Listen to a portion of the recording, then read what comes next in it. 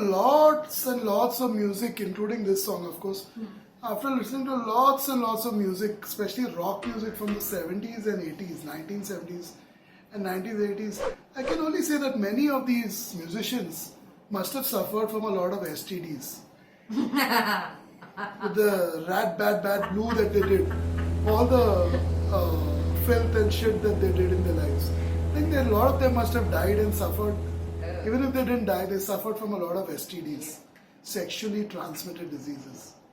Yeah, you have to. And I can only imagine that they deserve it for the life they lived. So obsessed with women in bars, women on the street, lap dancers, and all that. I mean, this is not the first album or the first set of songs I'm listening to about the same topic. If you talk about every British rock band, they all have songs like this. Whether it's the Rolling Stones, whether it's Black Sabbath, whether it's Deep Purple, no exception. All the colors in the book, all the bands from the colonial countries, they all talk about filth. And possibly their lives were filled with all this filth. So they talked only about that. They couldn't see beyond that most of the time.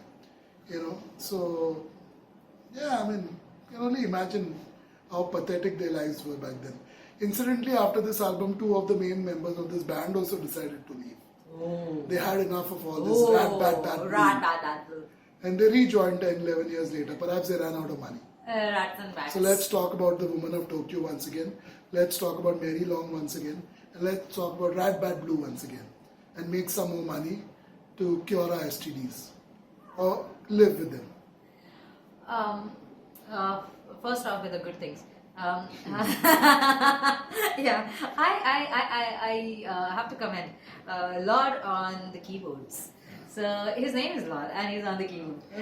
This guy is amazing. Yeah, he definitely he's been inspired. He's a cut above the rest. Yeah, for sure. Listening to him on this album, he's a cut above the rest. Also, listening to him, the way he plays is he's heavily inspired by classical music.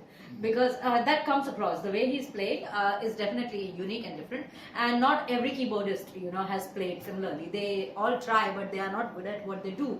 But he is phenomenal. When you listen to him all by himself and all this CRF put aside, I mean, you have to listen to British bands of then, that is 60s, 70s, somewhat 80s. After that, they stopped getting the spot or space in the business.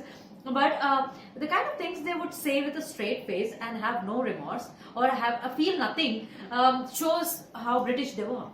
Simple, right? So they were still living in that colonial mindset that had ended just in the 50s, late 50s, by late 50s in the world. But the mindset, the way these people were raised at that time reflects absolutely clearly in the lyrics. You don't get lyrics like these from pure American bands. You don't get lyrics like these from any other part of the world. Nowhere. The way they not with this kind of consistency. And this kind of consistency. And again and again and again. I know. And then, and they had never come out and apologized for it. For the kind of things they could say and get away. And the moment the song started, I said, another victim on the chopping board. So earlier they spoke about Maryland and they spoke about another smooth dancer, and then they are after this woman now, Sweet Woman.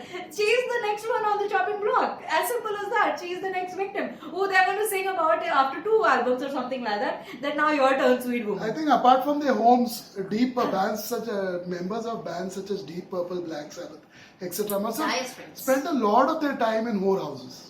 To put it very simply, to give you a taste of your own medicine in your own words. They must have spent half their lives in whorehouses. When did you lose your virginity? Yeah, what age? That's important. And with who? Okay, fine. This was nice music. I mean, I like music.